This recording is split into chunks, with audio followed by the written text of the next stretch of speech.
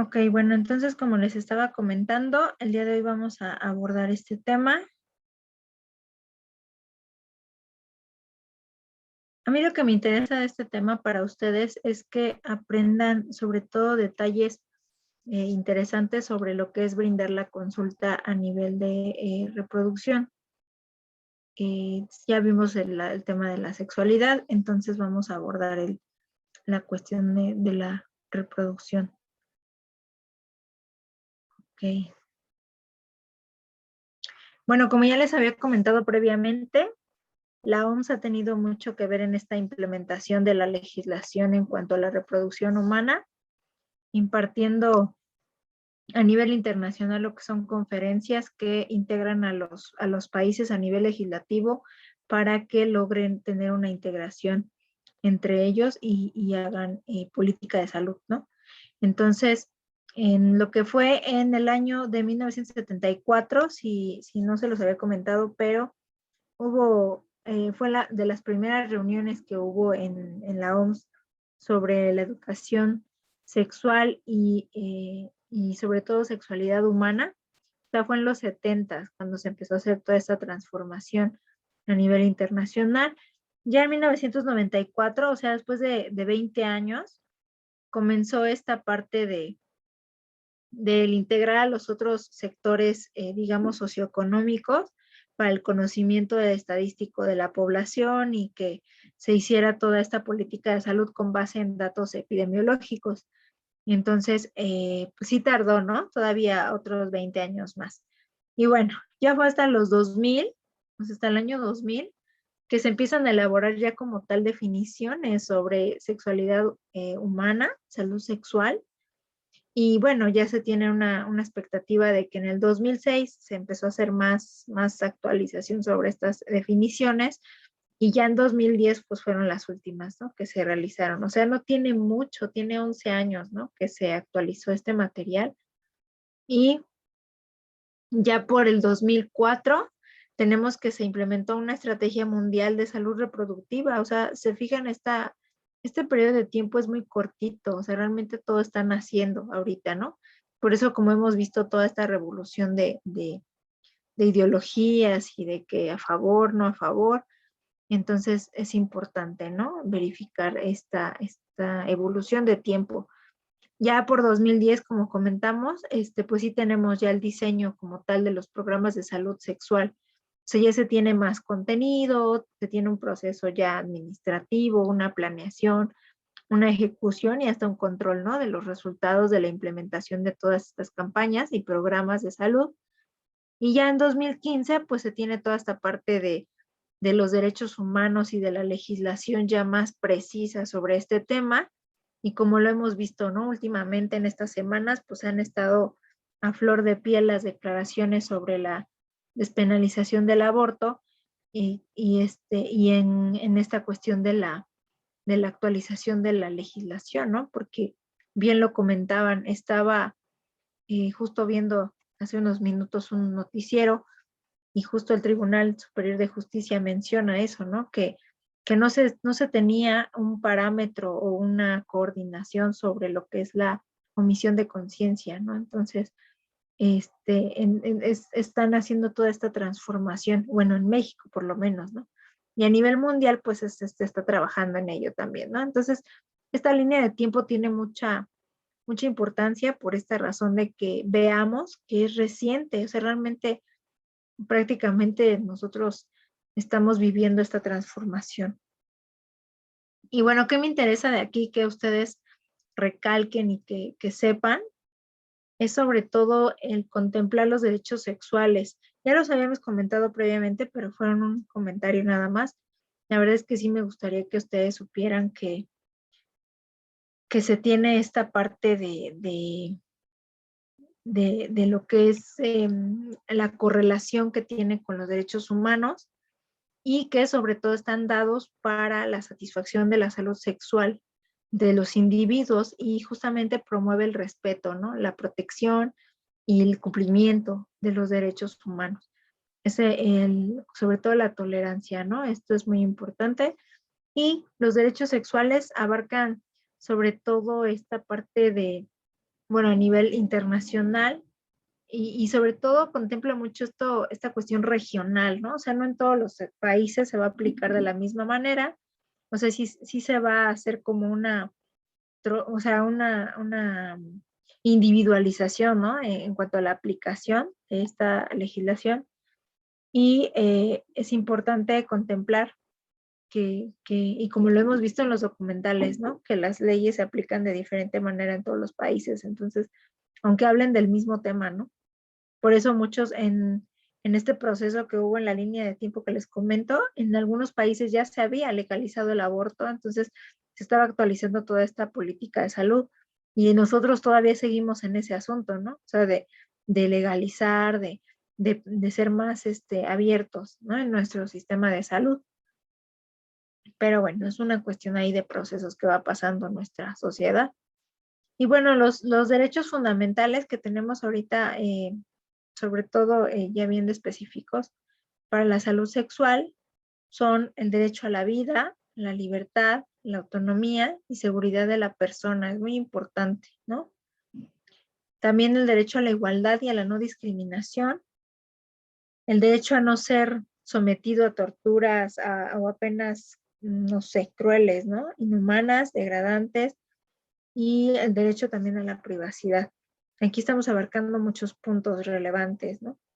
Derecho al grado máximo de salud, o sea, el derecho a los servicios de salud es fundamental para contemplar este derecho a la salud sexual. Y aquí menciona el sexto punto, el derecho al matrimonio, ¿no? De hecho, no sé si han visto ya en los noticieros, está publicando esta parte de que ya están liberando también esta parte del matrimonio entre sexos del mismo género, por decirlo así. Y entonces es importante contemplar que el matrimonio también es una parte porque socialmente la familia es la base, ¿no? De la sociedad y es importante contemplarlo, ¿no? Desde ese punto.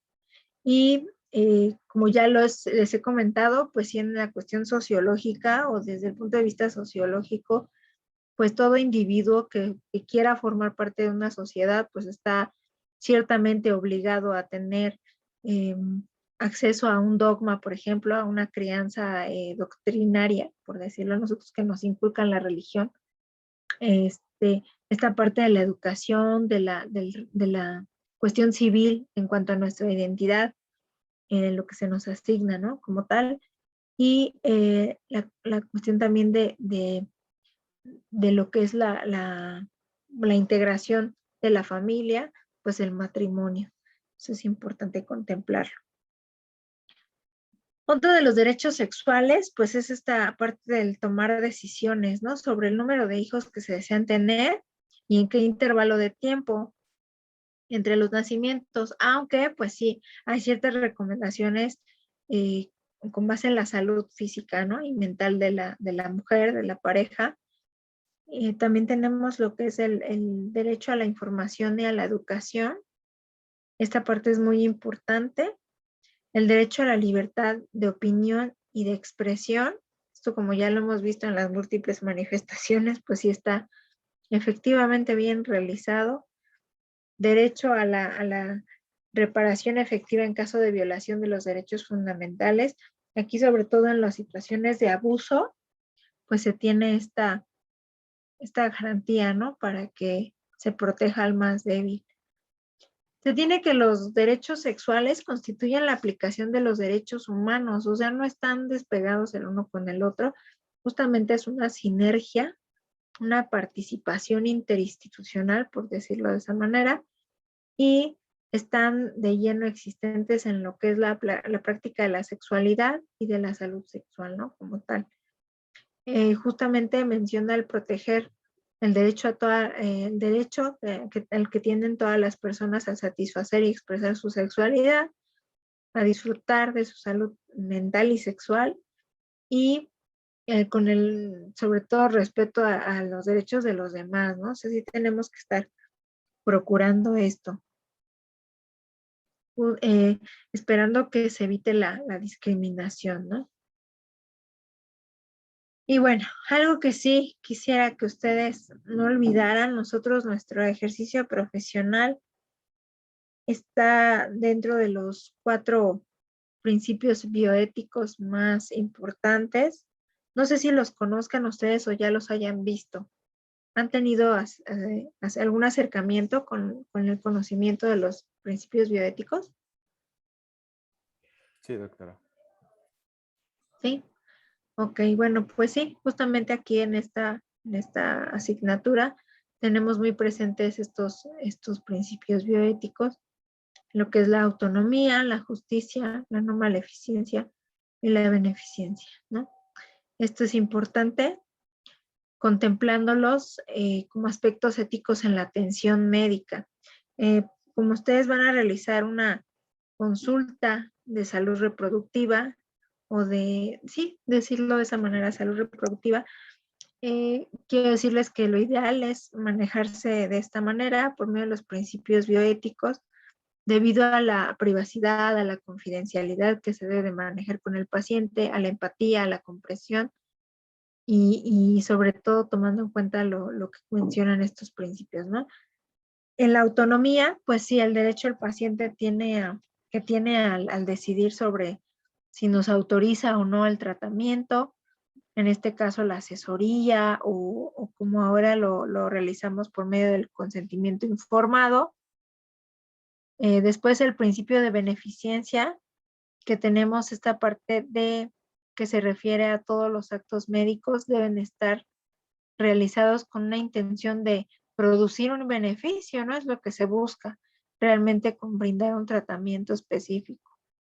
Por tal motivo, el médico tendría que estar capacitado, ¿no? Para poder brindar una atención médica de tal manera. Luego, el principio de no maleficencia está considerado como de los más importantes porque es el primero en no hacer daño, ¿no? Entonces es de manera directa o indirecta, pero siempre verificando que nuestro ejercicio profesional sea dentro de lo más reglamentario, utilizando normas, guías de práctica clínica, todos los conocimientos de base científica, y esto nos va a proteger para que podamos atender bien a los pacientes. El principio de justicia es también, ¿no? Comprende el uso racional de recursos disponibles. Es el deber ser, ¿no? Que en todas las unidades de salud se contara con servicios adecuados para poder brindar una atención médica, que se contara con todos los insumos.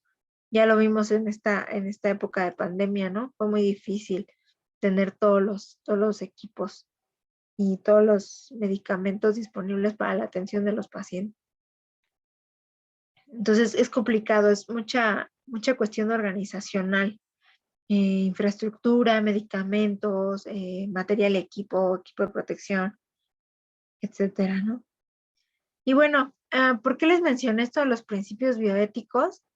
Porque hay que llegar a un punto que se llama autonomía reproductiva. De hecho, es ahorita lo que está muy, muy en auge. Yo, al buscar esta investigación, esta información, pude ver que está muy referido hacia la mujer, o sea, solamente menciona que las mujeres deben de ser las únicas que eligen en qué momento van a concebir. Aunque yo la verdad es que le agregaría esto de los varones, de hecho, esto yo se lo agregué. Las mujeres y los hombres deben de estar necesariamente vinculados a la capacidad de decidir ambos. Lo ideal sería que ambos, ¿no? Y que justamente contemplen su contexto, en este caso, pues la educación, la cuestión laboral, lo que es el entorno socioeconómico, vivienda, acceso a los servicios, toda esta parte, ¿no? Porque de alguna manera es lo que va a estar en sí con todos los pequeñuelos que traigamos al mundo, ¿no? Entonces, sí es muy importante. Y pues bueno, aquí les pongo una fotito de las autoridades que pues ya están haciendo su trabajo. De hecho, algo que vimos ya la semana pasada fue esta cuestión de la marcha, ¿no? Que hubo. Pues sí, todas hicieron una marcha con la esperanza de seguir con la autonomía reproductiva, ¿no? El poder decidir justamente para que se eviten esta parte del incremento de muertes maternas por los procedimientos que pudieran llegar a ser clandestinos. Y obviamente esto afecta también a un tercero, ¿no? Que sería el bebé. Les pongo la foto de la pareja porque, bueno, primero que nada, pues sabemos que la fecundación pues, se da entre un hombre y una mujer. Y claro, ya se puede acceder a otro tipo de métodos, eso indudablemente, pero sí, inicialmente, pues es por parte de estos eh, dos individuos que buscan una reproducción. Aquí les comparto un tema interesante, de hecho es parte de la estadística de los aceptantes y usuarios activos de métodos anticonceptivos. O sea, sí se usan, increíblemente hay registro en el IMSS, de hecho esta es una base de datos del IMSS de estos 20 años, ¿no? Prácticamente de 2000 a 2019. Y si se fijan, pues sí, antes se entendía todavía más uso. Ahorita como que se ha disminuido con base en sus inicios. Si hacemos un comparativo, pues es complicado, ¿no?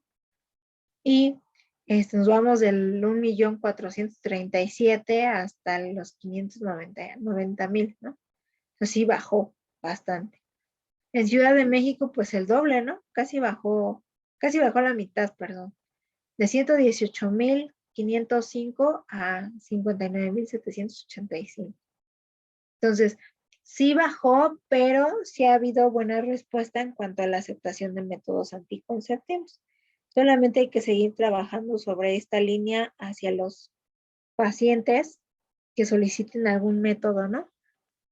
Primero tenemos que elegirlo bien, el método, y poder proponérselo con base en sus características individuales. Aquí tenemos otra estadística que les comento. Igual está de estos 20 años, está en el estatus de urbano. Acá arriba son los dos rubros, tanto el urbano como el rural. Pero ya aquí, si ustedes lo quieren ver todavía más específico, pues tenemos esta parte, ¿no? De que en el área urbana sí se tuvo, por ejemplo, en la Ciudad de México, 59.785. Igual, ¿no? La mitad. Y es importante visualizar esta parte del comportamiento del desuso, ¿no? Que sí se ha visto que, miren, ya casi no se usa, empieza a disminuir el uso. Esperemos que sea por, no sé, alguna cuestión ahí de que se capacitan o se han embarazado menos, pero eso todavía se tendría que ver. Aquí tenemos el área rural. Aquí sí está un poquito más preocupante que en el área urbana. ¿Por qué? Porque sí tenemos este déficit, ¿no? Que ya llegó a cero. O sea, sí hubo en el año 2000, por ejemplo, 501.309 personas que aceptaron un método, pero al final del año 2019, pues aquí se reporta nada, ¿no? Entonces sí es bien importante, veamos el comportamiento de la población a este nivel, ¿no? Control de la natalidad. Y bueno, tenemos parte de los indicadores del programa de planificación familiar del 2000 al 2020, perdón, y seguimos con lo mismo, ¿no? Los indicadores son la cobertura de protección anticonceptiva postparto. Aquí están contemplando la cesárea también, o sea, como procedimiento quirúrgico. Y bueno, aquí en esta parte de postparto, aquí tenemos los egresos, los métodos anticonceptivos y la cobertura, ¿no? Es importante contemplarlos como indicadores para saber cómo se está comportando nuestra situación en salud. Aquí hay que estimar el número de casos de partos y abortos.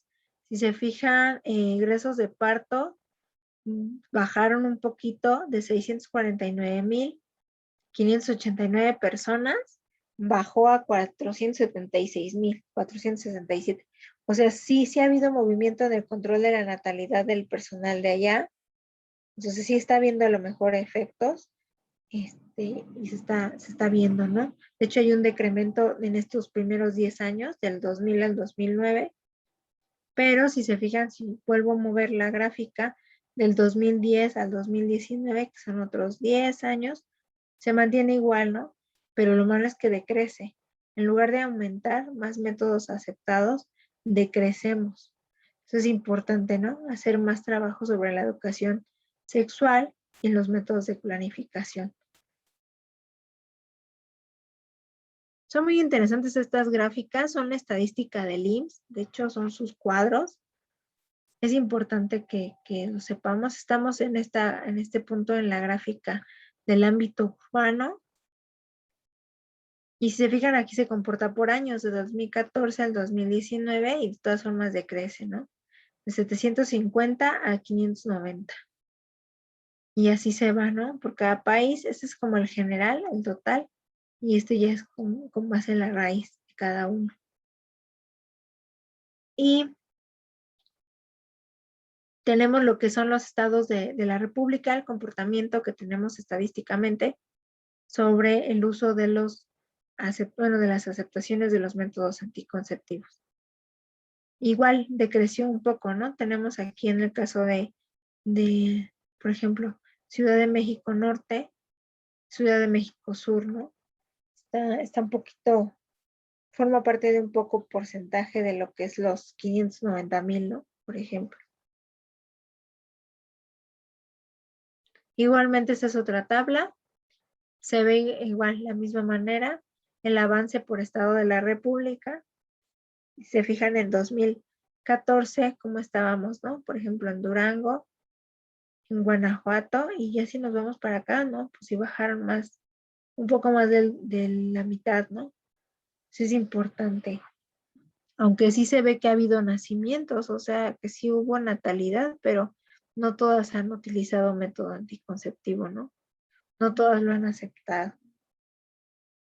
Este es Querétaro, Quintana Roo, San Luis Potosí, igualmente, ¿no? Tenemos la diferencia del 2014 al 2019, y pues sí hay un déficit en cuestión del monitoreo, tal vez, de la falta de uso de las usuarias o alguna situación importante. ¿Alguna duda hasta ahí, compañeros? No, doctora. No, doctora. No, doctora. Ok. Bueno, si recuerdan, este cuadrito ya se los había puesto en una diapositiva anterior. Es esta parte del marco operativo de la salud sexual y los vínculos con la salud reproductiva. Son muy importantes porque es un regilete en donde nosotros tenemos mucha participación y prácticamente lo vamos a realizar. Si se fijan, toda esta parte de las esferas azules o de la línea azul hace referencia a la intervención en materia de salud sexual. Las esferas de intervención media en materia de salud reproductiva son las naranjas. Me parece que ya se los había leído, pero en el caso de las azules, pues tenemos la función sexual y orientación psicosexual, ¿no? Que ya también lo vimos, lo abordamos de manera particular. En la educación e información integrales, ambas, la prevención de violencia de género y apoyo a la atención a sus víctimas, de hecho, también apoyan mucho.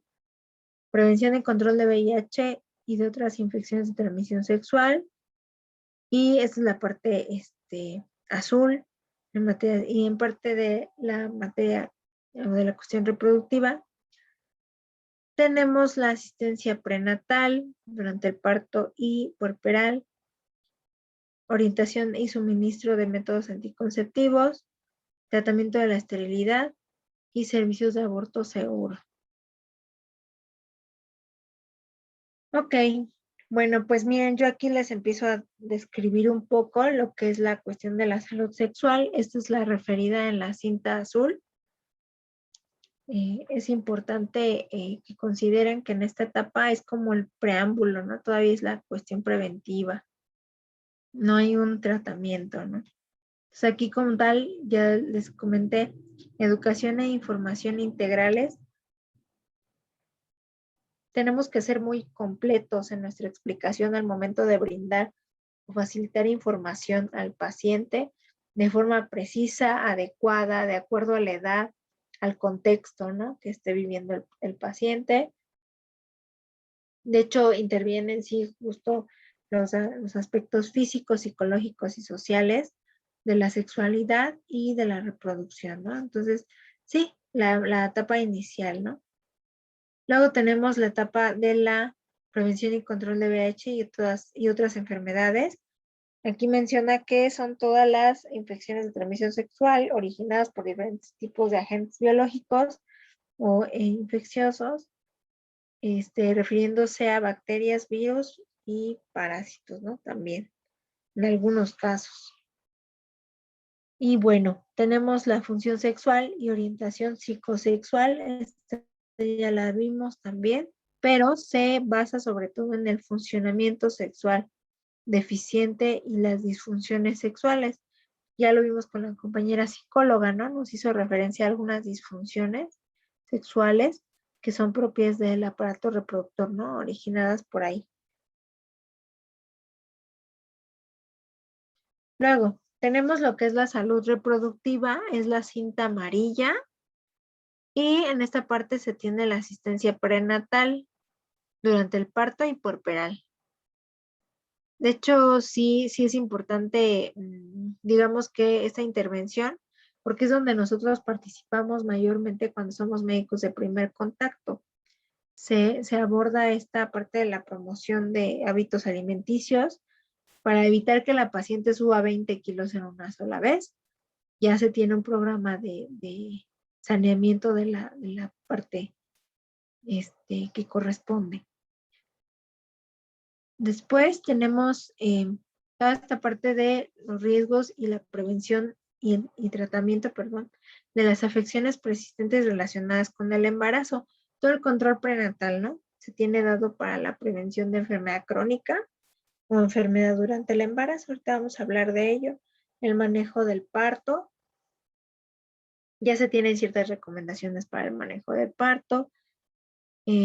También el trato respetuoso hacia las mujeres y hacia la familia, evitando que se sientan agredidos por la forma en la que les brindamos la atención médica y también procurar la detección oportuna de mujeres en violencia o de algún tipo de violencia en la familia para evitar algún desastre o algún accidente.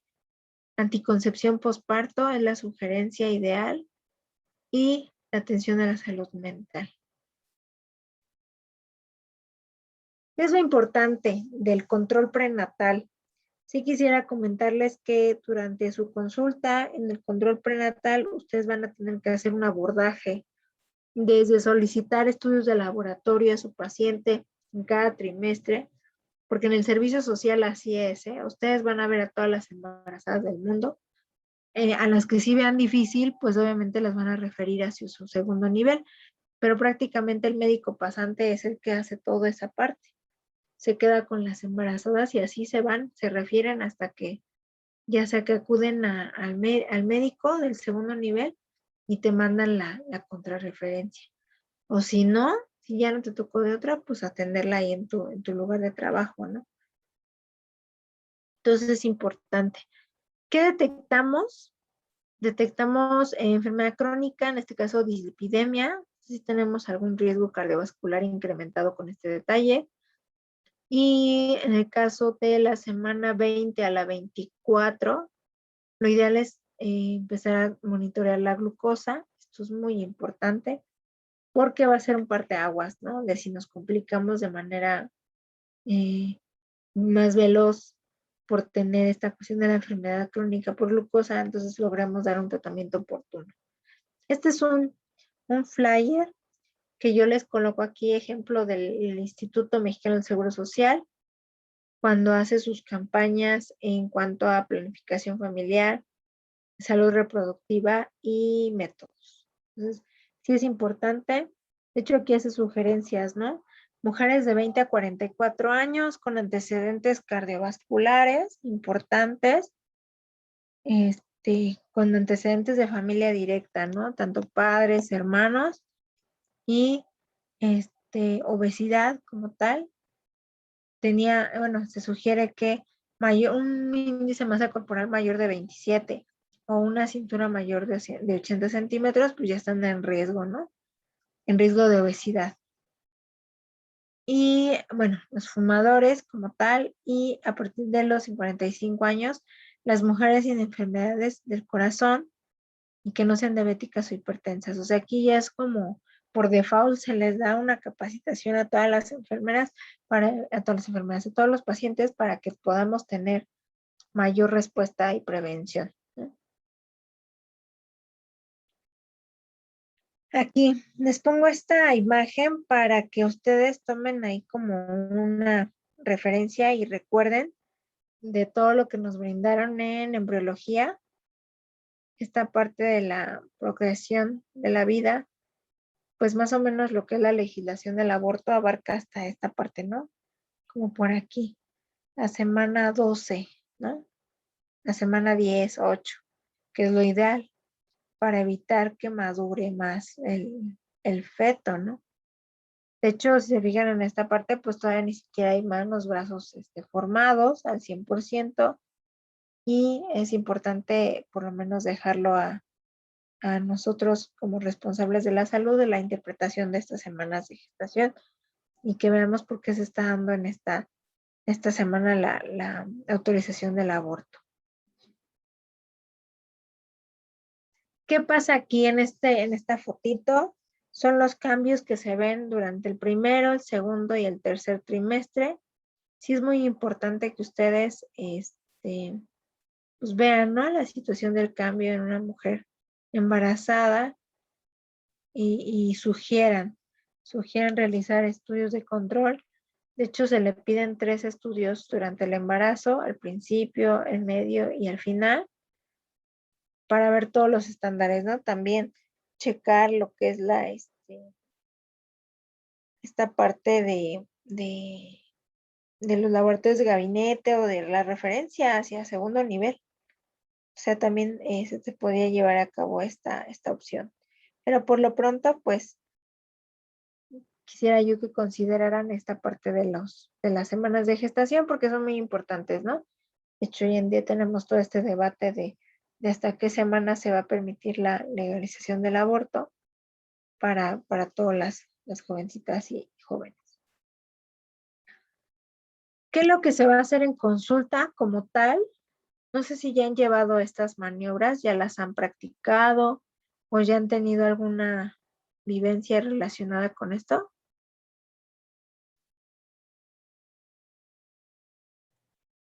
Yo no. No. Ok, bueno, miren, algo que es bien importante durante la consulta de medicina general por parte de la exploración física, que a las mamis se les hace estas maniobras de Leopold. Cuando nosotros estamos explorando abdomen, que revisamos al bebé, estas son las maniobras que se realizan. La primera es para determinar el fondo uterino y la medida tiene que ver con la correlación que haces con las semanas de gestación de la fecha de última regla. Esto es sobre todo para valorar el crecimiento del feto dentro de tu vientre uterino y que sea lo más, digamos que lo más viable posible, ¿no? Si tú tienes 20 semanas de gestación, lo más probable es que tengas un fondo uterino de 21 o 22 centímetros. El fondo uterino es la medida que hay de aquí, de aquí esa parte del sífisis de pubis hasta acá, hasta abajo de la línea del abdomen. Entonces, sí es importante considerarlo. Aquí vamos a valorar si el bebé está creciendo adecuadamente con base en las semanas. Y tenemos a definir la posición del feto. Esto se le llama dorso. Es importante porque, bueno, a veces te ayuda, ¿no?, a evitar el sufrimiento fetal. Por ejemplo, si te acuestas del lado del corazón de la mamá, sufre menos, ¿no? Porque el flujo sanguíneo es más, tiene menos dificultad para circular. Entonces es importante saber el dorso. Tenemos la tercera maniobra, que es la de presentación. Y justamente, ¿no?, valora si viene cefálico, o sea, viene de cabeza o podálico. Entonces es bien importante porque es algo que se practica en la consulta, ¿no? Como tal. Aparte de todo el interrogatorio que le hacen, tienen que hacer esos ejercicios en su vientre y tomarle lo que es la frecuencia cardíaca fetal.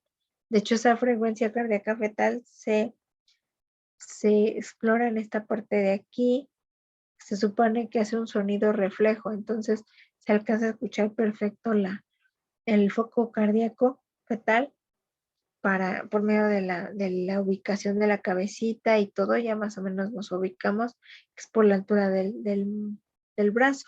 Entonces se hace toda esta maniobra para ver en dónde está el dorso, como tal que es la espalda, y el otro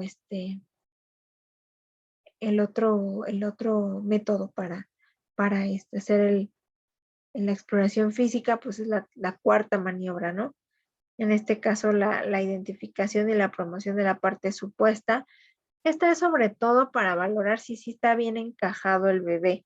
O sea, en esta parte del caminito, o sea, el sínfisis de Puby, y tratar de ayudarle, ¿no? Ya sea haciendo un movimiento ligero con nuestras manos o esperando a que sea referida al hospital igual para cesárea, ¿no?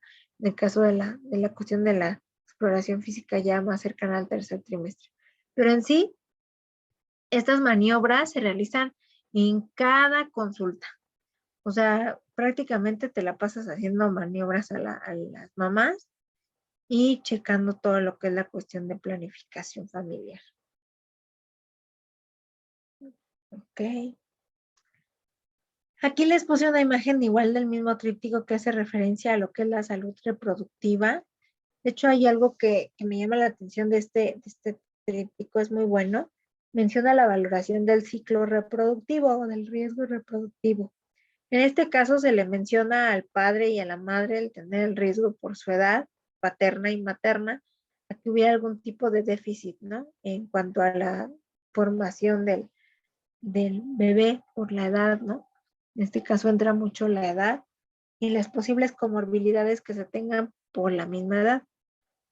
De hecho, también se toma en cuenta el periodo intergenésico corto, o sea, lo ideal es esperar hasta 2 años después de un bebé y de otro, porque si no se batalla mucho. Se batalla mucho en cuestión de desarrollar una enfermedad crónica a consecuencia de que haya alguna complicación mayor. De hecho, aquí el dato importante es esta cuestión de los 2.5 kilos con el extremo inferior para el peso del recién nacido. De hecho, se considera bajo peso para edad gestacional y los 4 kilos peso alto para edad gestacional. Eso es parte del riesgo para enfermedad metabólica, por ejemplo. El parto difícil, si ha habido antecedentes de parto difícil o de cesárea. Los hijos que se ven al nacer también esto contempla mucho el cómo tienen esa experiencia vivida las mujeres, los partos prematuros. Y bueno, hay veces que hay óbitos o hay, ¿cómo se llama? Abortos en esta etapa del primer trimestre y es delicado, ¿no? Ya lo que es de más fuerte impacto, pues sí son la preeclampsia, las convulsiones y lo que es la hemorragia, ¿no? Entonces es bien importante lo que se difunde en la institución pública. De hecho, como les decía, es un tríptico que se reparte en el IMSS para las mujeres que se encuentran en el área de planificación. Es importante, ¿no? Entender toda esta parte de este de lo que nos intentan hacer entender en este aspecto. ¿Qué más? La orientación y suministro de métodos anticonceptivos. En esta revisión que ustedes van a hacer de interrogar a su paciente, padecimiento actual, síntomas actuales, ponerlo en la historia clínica perinatal. Tenemos esta parte también de la asesoría y de la intervención voluntaria hacia lo que son los métodos anticonceptivos, ¿no? Ya sabemos, tenemos de barrera, tenemos anticonceptivos orales y la inyección.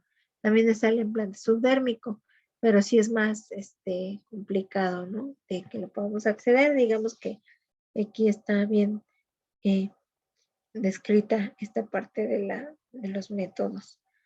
Aquí, ¿qué es lo importante? ¿A qué se referencia, no? Porque es importante planificar. Muchos papás como que se quedan así de, bueno, ¿y por qué a fuerza tengo que planificar, no? Eso sí, explicarles, siendo empáticos y siendo muy, muy conscientes pues hay que tomar en cuenta esta parte de la concientización dentro del uso de los métodos. Y también este detalle de ponerlo a pensar a la gente, ¿no? ¿Qué puede hacer para planificar la familia? Pues buscar asesoría médica. Entonces, es un mensaje sumamente enriquecedor de las instituciones, porque no solamente es el IMSS, sino también el ISSSTE y la Secretaría de Salud, y a nivel privado. ¿Qué otros cuidados se le dan al embarazo? Pues esta parte bueno, de verificar con laboratorios trimestre con trimestre valores de glucosa, monitoreo de presión arterial, ¿qué otra cosa? También se les revisan la parte de la insuficiencia venosa periférica o la cuestión de las varices, ¿no? Es importante revisar eso. ¿Qué otra cosa? Sintomatología accesoria, que se tenga algún síntoma referido y que pueda ser de gravedad, por ejemplo, acúfenos, fosfenos, o que se tenga datos de algún tipo de riesgo prematuro. La alimentación, sí es importante contemplarlo con las pacientitas que se deben de mantener por lo menos en 9 kilos de subir de peso, porque, bueno, sí se disparan luego hasta 20, 25 kilos. Entonces eso obviamente nos pone en jaque, porque hay bebés que, que nacen al tope de los 4 kilos y tienen precursión a diabetes, ¿no? Y esto es importante. Entre la semana 20 y la 24 se le pide a la mujer embarazada una glucosa en ayunas y una postprandial. También es posible que por medio de una química sanguínea y un perfil de glucosa, y que si el médico lo considera pudiera mandar una curva de glucosa, y puede ser de 75, de 50 gramos, de 75 o de 100 gramos de azúcar. Entonces es importante establecerle a la paciente que debe de comer bien y tomar abundantes líquidos, caminar para que no enfermes, que no se enfermen ellas y no tengan algún tema con eso, de la subida tan fuerte de peso, ¿no? No hay que considerarlo y mandarlas al nutriólogo o al endocrino. ¿Qué tenemos recomendado también? El incrementar la actividad física. Es muy importante comentarles que por lo menos una hora de caminar es lo ideal. ¿Por qué una hora? Ya 30 minutos estás como apenas agarrando que incremente la frecuencia cardíaca. Entonces es importante, ¿no? Por lo menos unos 30 minutos más. El vestido y el calzado, sobre todo lo tenemos por esta parte del equilibrio y la cuestión de las caídas. Es importante, ¿no?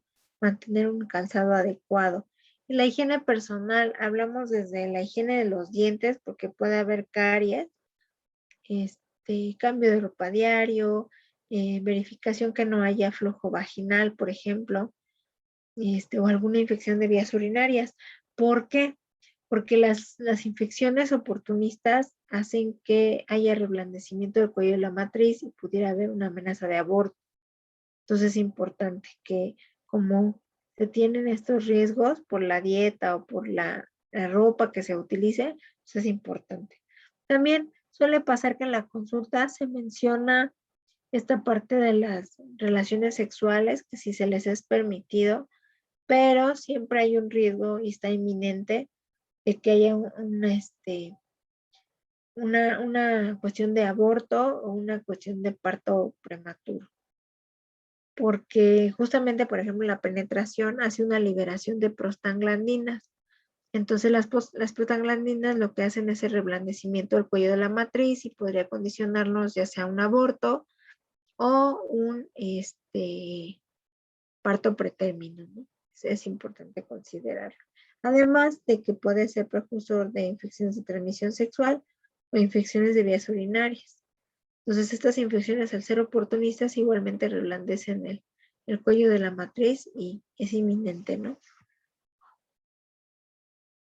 Entonces, también hay que mencionarles digamos, a los familiares o a la familia, bueno, al esposo sobre todo, o a la pareja.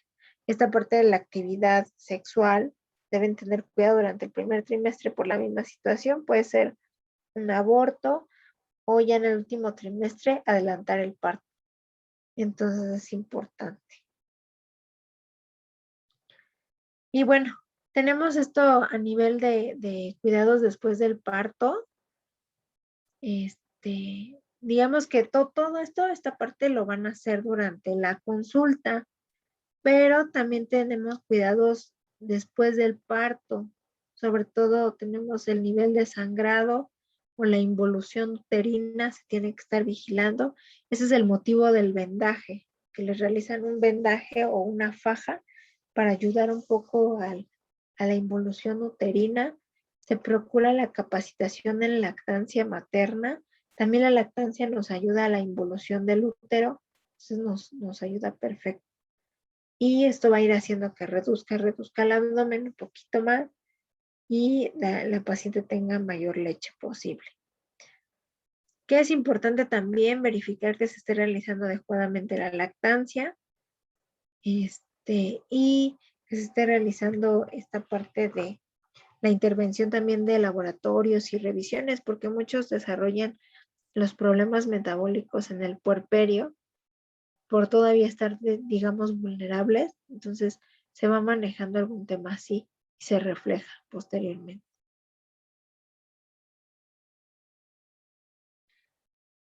La siguiente clase vamos a ver fecundidad y esterilidad, pero no sé si hasta aquí tengan alguna duda.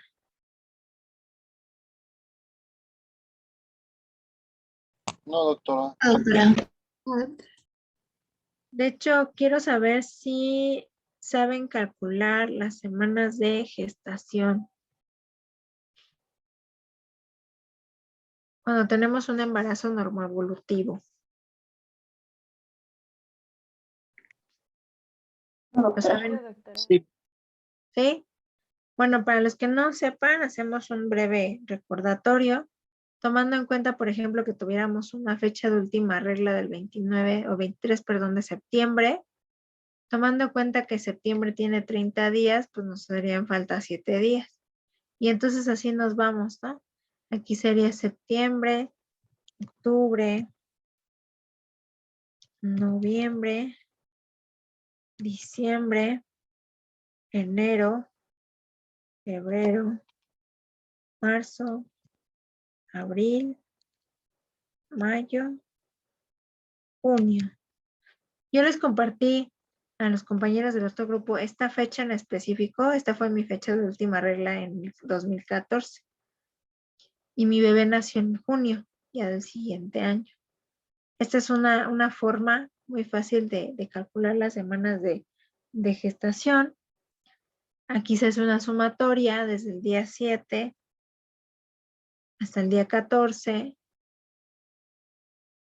Saca la cuenta y como ya vimos son 265 días.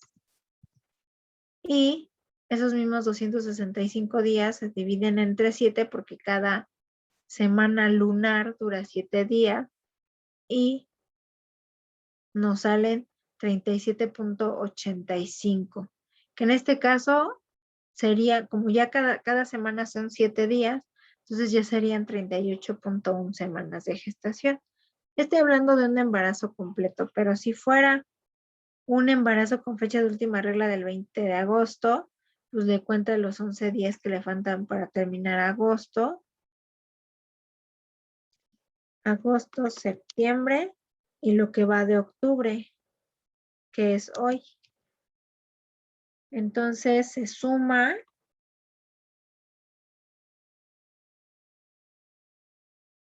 y estaríamos viendo que tenemos 47 días, ¿no? Que esta persona tiene este embarazo. Después de esos 47 días se dividen entre 7 y nos está arrojando 6.7 días, que en este caso ya son las 7 semanas de gestación. No sé si tengan alguna duda respecto a este método.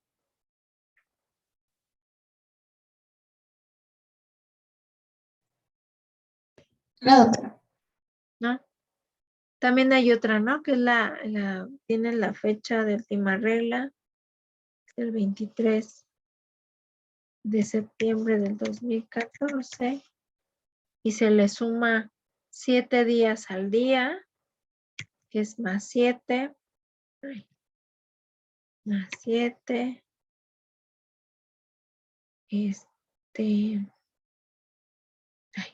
menos 3, más 1. Bueno, es que no quería que se sumara. Bueno, le agrega 7 días. Esa es otra fórmula. 7 días es para sacar la fecha probable de parto. Esta es fecha probable de parto y la otra son semanas de gestación. 7 días más 3 meses. No, menos 3 meses, perdón. Menos 3 meses más 1 año.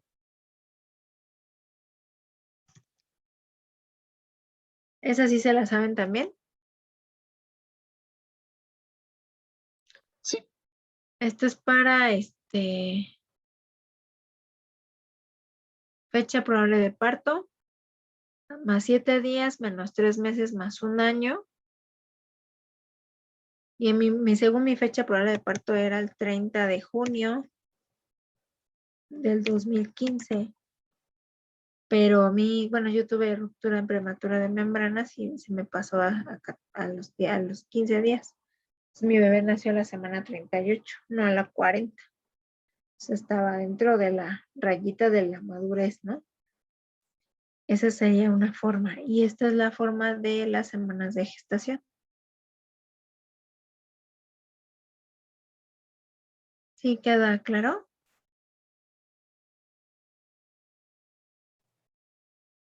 Sí, doctora. Sí, doctora, gracias. De nada. Y aquí esta parte es primer embarazo intrauterino, ya sea 38.1 semanas de gestación por fecha de última regla, ¿no? O segundo embarazo intrauterino de 38.1 semanas de gestación. Y aquí me equivoqué.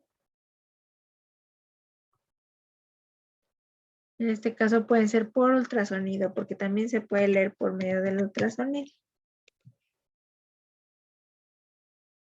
Y también se le puede establecer si es un anormo evolutivo o uno de alto riesgo.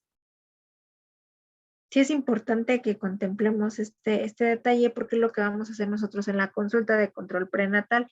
Les vamos a asignar las semanas de gestación con base en su fecha de última regla o haciéndonos un análisis por medio de su ultrasonido, verificando la fecha probable de parto, peso, talla, realizando maniobras de Leopold para saber la exploración física, escuchando foco fetal. El foco fetal, pues ya como sabemos, más o menos está por esta parte.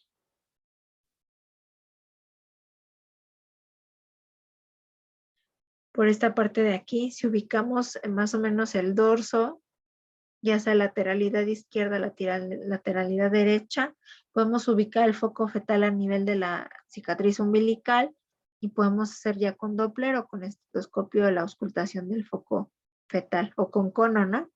Con el pinar. Entonces, sí es importante valorar por esto estas maniobras porque es lo que ustedes van a hacer en la consulta. Valorar si viene la presentación cefálica, si viene podálico, porque es indicación necesaria. Entonces, se empiezan a programar las cirugías, tener en cuenta esta parte del encajamiento, si ya viene bajando o descendiendo. Y como les decía, valorar la nutrición del bebé por medio del fondo uterino, ¿no? Esto nos va a dejar mucho. Y las medidas, sobre todo para esta cuestión de las enfermedades crónicas, el monitoreo de la presión arterial con frecuencia y desde la semana, como les decía, 20, pues está checando ya sea estudios de glucosa en ayunas y postprandial para verificar el riesgo de diabetes gestacional. Entonces sí, es importante. Siempre es bueno en la nota médica establecer que ya se les brindaron a los pacientitos datos de alarma, o sea que ya se les brindó el apoyo en ese aspecto, con decirles que si presentan acúfenos, fosfenos o tinnitus, en algunos datos de vasoespasmo, que le llamamos nosotros, entonces sí ya tendrían que estar acudiendo a un servicio de urgencias, ¿no? También un sangrado profuso transvaginal mientras esté embarazado, pues también, ¿no? Y el dolor abdominal o que el vientre se ponga duro, puede ser que estén habiendo contracciones ya, ¿no? Entonces es importante establecer en la nota médica, decir, se dieron medidas de seguridad a la paciente y nos firma de enterado, ¿no? También involucrar mucho a la paciente en su cuidado prenatal. Se indican las multivitaminas para el embarazo. Es importante suministrar multivitamínicos para ayudar a la formación de, por medio del ácido fólico, hierro y etcétera. Todos los multivitamínicos para que ayuden, ¿no? ¿Qué otra cosa? Auxilio en la cuestión de la elección del método de planificación. Sí, lo vamos a hacer, pero recuerden que esto siempre es con base en la norma oficial mexicana que vamos a estar revisando nosotros, para verificación de poder utilizarla, qué método le toca a nuestra paciente elegir por sus condiciones físicas, por su control prenatal, el curso que tuvo, ¿no? Sí es importante delimitarlo por medio de la norma. Ciertas características de los métodos nos van a hacer poder proponerle a la paciente un método. Entonces, todo esto se tiene que hacer en la consulta de salud reproductiva, sobre todo en el caso bueno, en el caso de la procreación, ¿no? Porque también hay otra etapa de la salud reproductiva que es igual, la salud sexual, pero propiamente sin la procreación. En este caso, ahorita nada más estoy abarcando la cuestión reproductiva en el embarazo para que ustedes tengan más herramientas para brindar su consulta. ¿Alguna duda que tengan? No, doctora. No. Dejé para la siguiente semana fecundidad y esterilidad para que logremos correlacionarlo con el siguiente tema que es hormonas, esterilidad, no me acuerdo qué otro, pero tienen que ver los dos temas, entonces los vamos a dar la siguiente semana. ¿Alguna duda, chicos? Yo tengo una duda, doctora. Dime. Bueno, es que una vez en un hospital que yo estaba, llegó una paciente con su esposo, supongo, pero la paciente tenía como, me parece que tenía como 16, 17 años. Sí, creo que sí. Pero era menor de edad. Entonces, pues ya iba por su segundo embarazo y pues fue a tomarse un ultrasonido, me parece que ya estaba dentro de las 25 semanas. Entonces, bueno, en esos casos sería como, pues, por así decirlo, prudente derivarla a que le pongan, bueno, obviamente con su consentimiento, a que use algún método anticonceptivo. De hecho, sí, bueno, sí, porque son embarazos de alto riesgo, los menores de 20 años.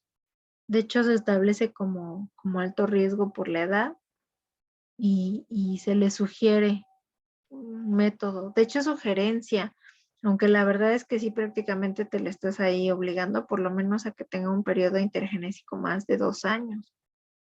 Porque sí, es un hecho que ella ya no, o sea, sus padres ya no tienen injerencia sobre ella en cuanto ella forma parte de otra familia. Legalmente, pues ya sus padres no pueden involucrarse para nada. Entonces, sí, ya es el esposo. Entonces, otra es hablar con el esposo también, ver si está de acuerdo en que se le otorgue un método de planificación para que se procure por lo menos 2 años de periodo intergenésico, para evitar esta situación, ¿no? De algún desarrollo de alguna enfermedad crónica dentro del embarazo. Eso es importante. De la sugerencia. De lleno, pues es el DIU, ¿no? el que se les coloca, ya sea por cesárea o durante el parto, después del parto. Pero si no, pues también si son mujeres delgadas, por ejemplo, y no interfiere con la lactancia, por ejemplo, es ¿cómo se llama? El implante. Hay un implante que es el de 3 años, me parece que no interviene con la lactancia, entonces se los puedes poner después de cierta fecha, aunque sí les estiman por lo menos 6 meses para que puedan tener el implante. O sea, me refiero a que no interviene con la lactancia porque no la quita, podría seguir lactando, pero en menos cantidad. Pero los primeros 6 meses sí se sugiere que no se utilice ningún método para ayudar bueno, en el caso de los hormonales, para ayudar a que la leche se libere adecuadamente. Entonces, pues sí, lo ideal sería colocación de DIU. En el momento del parto, si no es parto en el momento de la cesárea, para evitar un embarazo más, o sea, consecutivo, ¿no? Inmediatamente. Entonces sí. Y es alto riesgo manejarle su embarazo como alto riesgo. Eso también las impacta un poco a las pacientes y ya saben que tienen que hacer uso de sus métodos porque son alto riesgo. De hecho, algo que sí, por eso les decía yo que en la nota médica se les establezca, se brindó asesoría a la paciente en cuanto a datos de alarma, se le ofertó método de planificación, o sea, todas las acciones que ustedes le hagan a las embarazadas en el consultorio, todas se deben de escribir. O sea, aunque te quede una nota de tamaño cartilla, o sea, de la cuartilla, todas ponerlas, porque en cuestión de alguna situación, la Secretaría de Salud llega y a ver, me pide el expediente y empieza a auditar expedientes. Y si pasa algo con la paciente, entonces se van con ese expediente, porque van y revisan a las unidades de salud donde haya tenido atención médica. Entonces es protección para el médico y también para el paciente, ¿no? Pero sí es más para el médico porque ahí se ve que sí está ejecutando bien sus acciones preventivas sobre la mujer embarazada, que ese es el módulo que a mí ahorita me dejó como muy, o sea, se los quise dar porque es importante. Cuando tú ya eres médico y estás dando la consulta de control prenatal, debes de hacerles todas estas acciones. Son casi 10 acciones, entonces te tardas muchísimo en estar haciendo todo. Pero pues tienes poco tiempo, tienes que cortar y te vas haciendo de maña, ¿no? Para poder brindar la consulta. Pero pero es importante que conozcan esto. Ya durante el puerperio, después van a tener que dar asesoría de lactancia materna, de cómo lactar, de cómo poner al bebé. Si no tienen el pezón, ayudarles a sugerirles el formarles el pezón. No, nada de atoles, nada de caldos, todos agua natural, nada de cerveza, o sea, todos esos cuidados que debemos de tener. La dieta de la embarazada, les digo que evitar que suban 20 kilos de peso, procurar que sea 1 kilo por mes y de manera paulatina, ¿no? No de jalón, porque eso también las expone a diabetes gestacional. Y otra cosa, durante el puerperio, pues está manejarles el método, o sea, el método en el puerperio, si no se lo quisieran poner en el parto, la cesárea, pues todavía tienes el puerperio, tanto el inmediato como el tardío, o sea, hasta los 6 meses para poder ofertar un método. Y sí, por eso está esta parte de las acciones que se tienen durante el embarazo, sí es importante hacerlas relevantes. Y el método, pues sí es infalible. Espero haber respondido tu pregunta, compañera. Sí, doctora. Y bueno, en este caso, a la paciente se le debió haber proporcionado el método anticonceptivo desde el primer embarazo por también, pues, ser menor de edad. Y bueno, si es así, esto se podría considerar como tipo negligencia si es que ni siquiera se lo sugirieron. Pues sí, si el personal médico no se lo ofertó, o sea, si no se lo ofertó, sí es una negligencia. Pero si sí lo ofertó y la paciente no quiso o lo negó, pues ya no quedó de otra. Porque en el expediente siempre va un consentimiento informado. O sea, va la historia clínica ginecológica y va el consentimiento informado del método que vaya a usar. Entonces eso ya es protocolo del personal de salud. Ya todo el mundo sabe que te firme el consentimiento. Y ya tú le tienes que explicar qué método le queda. En este caso te digo, es el DIU, es el más inmediato, el que puede usar. Y debieron a lo mejor haberlo ofertado, pero ya no lo aceptó, no sé. Es posible porque es raro que se les pase. Más sobre todo si si es menor de edad, alto riesgo. Riesgo de preeclampsia, o sea, a las niñas les da preeclampsia. Hacen hasta el síndrome de HELP, no sé si lo han visto o han sabido del síndrome de HELP. Es ¿cómo se llama? Pues sí, la eclampsia, o sea, ya, y eso da en menores de edad, porque están muy chiquitas y se mueren. Entonces, sí es importante ver a ver aquí, déjame ver.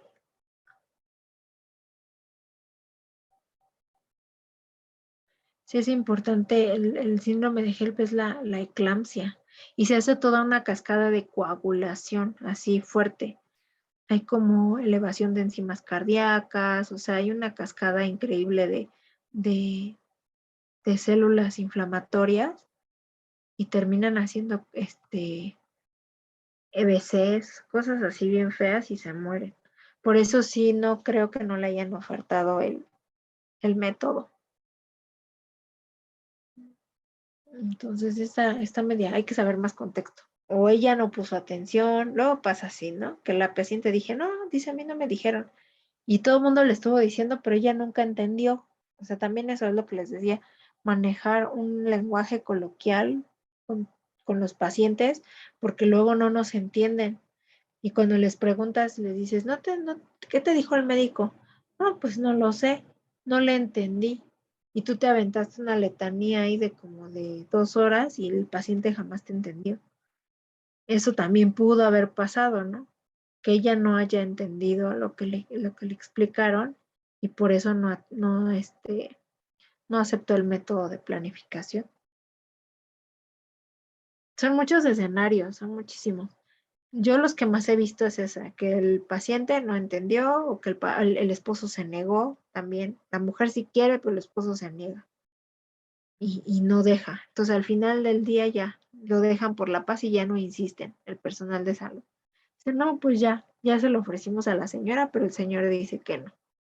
Entonces por eso les manejaba yo este principio de autonomía, porque así como las mujeres tienen derecho a decidir, también los hombres, pero no sobre un cuerpo sobre el otro, sino que cada uno tiene derecho a decidir sobre su propia sexualidad. Es importante porque, porque cada uno ejerce su sexualidad de manera distinta. Entonces, por eso yo aquí le puse las mujeres y los hombres. Entonces, si una mujer quiere planificar, pues que planifique. Si una mujer quiere abortar, pues que aborte. Solamente esa mujer conoce su contexto, pero de que si hay condiciones de riesgo las hay. Yo les comparto, yo me embaracé cuando tenía 31 años y me dijeron que mi embarazo era alto riesgo por mi edad materna. Ya era yo añosa. Entonces yo desarrollé diabetes gestacional y todo mi primer embarazo tuve diabetes. Y me sentí mal, o sea, se siente uno mal. Increíblemente yo pensé que eso nunca me iba a pasar, pero me pasó. Y luego en el segundo embarazo, en el 2019, me volví a embarazar y me volvió a dar diabetes gestacional. Pero esta sí fue más fea, se me subió hasta 200 y cacho la glucosa. Y me daba sed, me compraba los electrolit, que me daba un montón de sed. Y hasta que dije, no, pues esto ya no es normal. Y era la semana 17, o sea, estaba yo súper chiquito mi bebé. Y ya me vio el doctor y me dice, no, pues es que estás con el problema otra vez. Y yo, ay, no puede ser. Y pues sí, tuve diabetes gestacional por segunda ocasión. Y afortunadamente no me quedé diabética, pero sí, y tenía 35 años. Entonces, pues sí, la edad materna afecta tanto en los pequeños como en las grandes. Entonces hay que cuidarnos mucho. Después, en el puerperio me da preeclampsia y luego me dio grado de severidad. No, o sea, terminé mal, terminé en el hospital, internada como 15 días en mi puerperio. Acaba de nacer mi bebé y yo en el hospital. Y luego en Navidad, hubieran visto, 24 de diciembre y yo en el hospital. Entonces sí fue, me deprimí y me dio feo. Dije, bueno, pues ya ni modo, todo sea por salir, sin una insuficiencia renal por hipertensión o alguna complicación ahí fea, tuve que hospitalizarme. Y yo me hospitalicé en la Gineco 4 en San Angelín, en la de IMSS, porque mi bebé nació en un particular, pero no, pues no, ya no había servicio de terapia, o sea, estaba muy, sí había, pero pues es la millonada, ¿no? Te vas ahí. Entonces mi esposo es urgenciólogo intensivista y pues me dice, pues ni modo, vamos a meterte al IMSS. Y yo, está bien. Y entré al IMSS y pues ahí me ayudaron sus amigos, los intensivistas, porque trae terapia. Estuve en terapia 2 semanas. Increíble, así. Se me subía a 160 a 100, 170 a 100. Sí, sentía el cerebro que se me salía. Y luego, pues, sin lactar porque mi bebé estaba aquí en su casa y yo estaba en el hospital. Ya saben, ¿no? Una historia trágica. Yo le digo, si una persona sana, normal, tiene problemas, ahora imagínense a alguien que esté por completo en el limbo, pues peor, ¿no? Yo me hice ultrasonidos un montón de veces, o sea, para ver al bebé que estuviera bien. Sí, algo me estresaba mucho era que el ginecólogo me hablaba de la presión de las arterias uterinas. Cada ultrasonido me decía, es que no baja tu presión de las arterias uterinas. Y yo, maldición. Eso me estresaba porque, que decía yo, ¿por qué no baja? Y resulta ser que eso me condicionó a la preeclampsia. Y pues sí, cuando me dijo la doctora, es que tienes grado de severidad, tenía yo todo el perfil, no sé si lo han visto, que te hacen un perfil urinario, de enzimas cardíacas, te hacen todo, y yo todo lo tenía elevado. Y pues ya no me dejaban salir del hospital. Y nada más me dolía la cabeza y sentía que el pecho se me salía la palpitación ahí. O sea, fue increíble cómo se me subió la presión. Y me dijo la doctora, es que eres añosa. Y yo, Dios mío, pues por esperarme a tener hijos. Pero ahora imagínense, 17 años también hacen preeclampsia. Y ya cuando están en HELP, o sea, ya es cuando pasaron a eclampsia, convulsionaron y se van a HELP. Entonces está peor. Entonces sí, la verdad es que es mejor la atención médica y ponerte método. Yo pues ya por mi condición, ya mi esposo me dice, no, pues otro bebé y ya si te mueres ahí. Y yo sí, sí, ya no voy a tener bebé. Y yo acabo de tener a mi bebé hace 1 año y medio. Entonces sí fue pesado. Pues sí, por eso les digo, recomendarles en la consulta a lo largo de esa, ¿cómo decirles? Pues sí, de la consulta, empatizar con el paciente y convencerlo de que utilicen un método. Más si son chavitos, hablarles de pues, todo, ¿no? De todas las consecuencias que se tienen. Por eso nosotros debemos estar bien capacitados en todo el problema que se viene cuando tienen enfermedad crónica en el embarazo. Muchas chicas fallecen por eso. O se quedan con secuelas y al rato tienen necesidad de trasplante renal, de algún tema.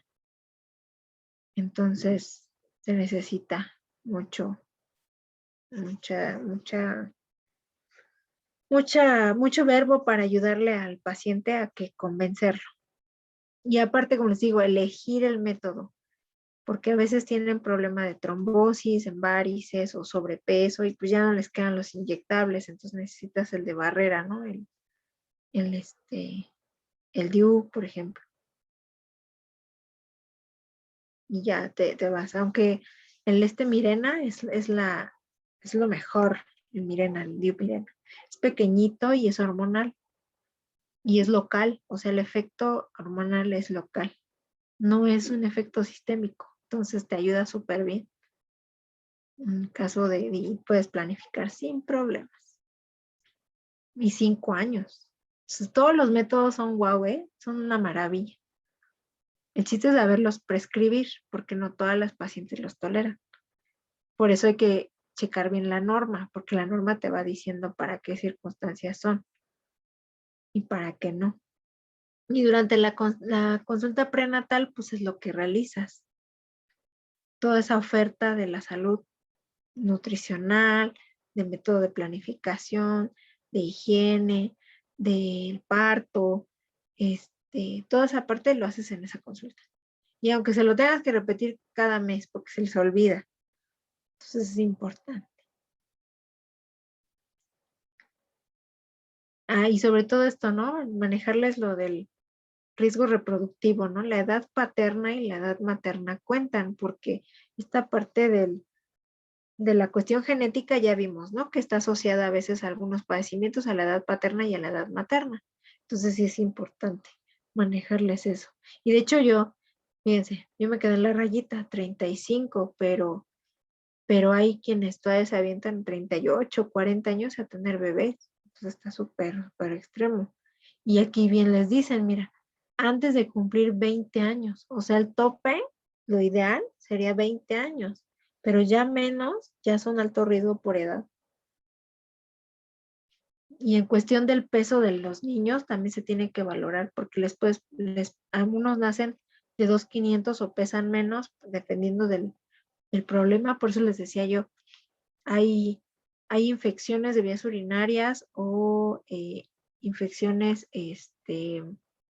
¿cómo decirlo? Vaginales, que se asocian al embarazo y esas son precursoras, son causantes del reblandecimiento del cérvix y puede condicionar abortos y puede condicionar partos prematuros.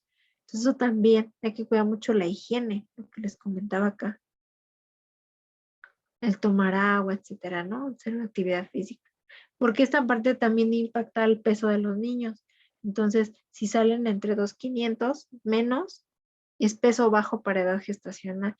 Y los 4 kilos es peso alto para edad gestacional. Entonces, todo tiene que ver.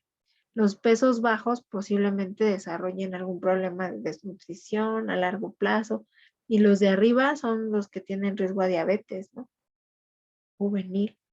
Entonces sí está increíble. Son muchos aspectos que hay que valorar, como les digo, estas infecciones de vías urinarias. Hay que pedirles laboratorios cada trimestre para valorar la situación de la hemoglobina, para que no caigan en anemia, darles sus vitaminas.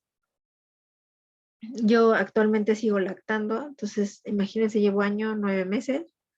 Entonces es todo un asunto, seguir lactando, pero utilizo el multivitamínico para que me ayude a seguir lactando. Entonces también pueden dar asesoría de lactancia, masaje en la glándula mamaria, para estimular los conductos galactóforos y que se estimule la lechita, tomar mucha agua, y el bebé va a succionar. Y les gusta, les encantan los bebés. Entonces sí es importante. Todos estos aspectos, poquito a poquito se van a ir tomando en la consulta. Y esta es la parte interesante, ¿no? Que se tiene en este contacto con las pacientitas y con los varones también involucrarlos a la toma de decisiones sobre el momento de la consulta.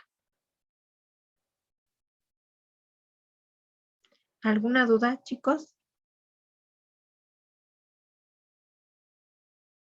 No, doctora. No, doctora. Súper, pues espero les haya gustado este tema. Es interesante. De hecho, les voy a poner ahí un videito en el Classroom para que lo vean sobre las maniobras de Leopold, para que vean cómo se aplican. Es importante porque también en la nota médica va producto único vivo, intrauterino, en lateralidad o dorso izquierdo, dorso derecho, cefálico, Tienes que describir toda esa parte, ¿no? Movimientos fetales presentes, frecuencia cardíaca fetal de tanto, toda esta parte de la insuficiencia venosa en las mamás, ¿no? Si hay crisis hemorroidal, si no, si hay datos de estreñimiento, pues todos estos hábitos alimenticios. Entonces, sí les digo que la consulta prenatal es muy importante. Y la siguiente semana veremos fecundidad y esterilidad, que esto es como la parte más difícil, ¿no? Hay parejas que quieren tener bebés y les cuesta trabajo tener bebés.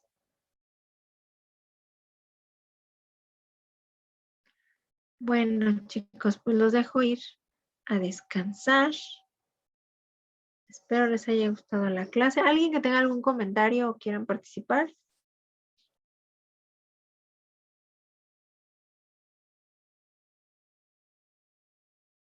¿Todo bien?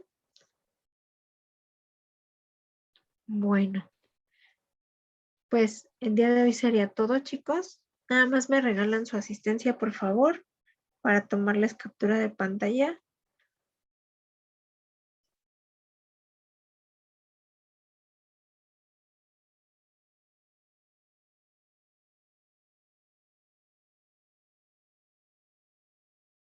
Súper.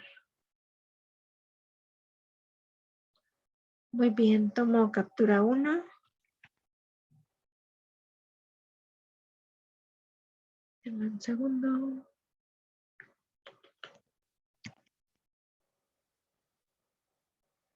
Denme un minuto. Ok, voy por la segunda pantalla.